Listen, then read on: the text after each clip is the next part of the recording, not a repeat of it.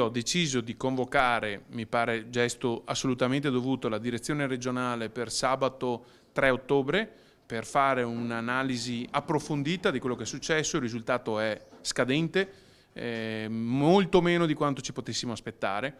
Io penso che non serva solo mettere al centro la disponibilità che io ho già dato di fare un passo indietro. Qui serve una riflessione di tutta la parte dirigente del partito a tutti i livelli, a livello regionale, perché ricordo che c'è una segreteria unitaria da 1 anno e mezzo, che questa segreteria ha deciso la candidatura del candidato presidente Arturo Lorenzoni, quindi non l'ha decisa Bisato, ma l'abbiamo decisa tutti assieme. Lei è grande escluso dal Consiglio regionale, è mancato forse un po' l'appoggio del partito, dei suoi confronti e forse si aspettava di essere lei in quanto segretario regionale una candidatura forte e alternativa a Zaia?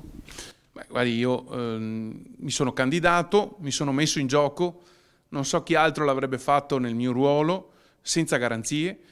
L'ho fatto alla luce della mia proposta di vita di questi anni e quindi io penso che una buonissima parte di quei 5.044 elettori della provincia di Padova che hanno deciso di scrivere il nome Bisato vada oltre il Partito Democratico.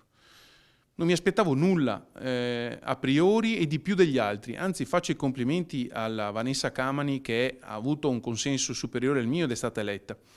Certo, qualche volta ho sentito il mio partito a livello padovano lontano dalla mia figura ed è una cosa strana visto che da segretario avrei dovuto rappresentare tutti.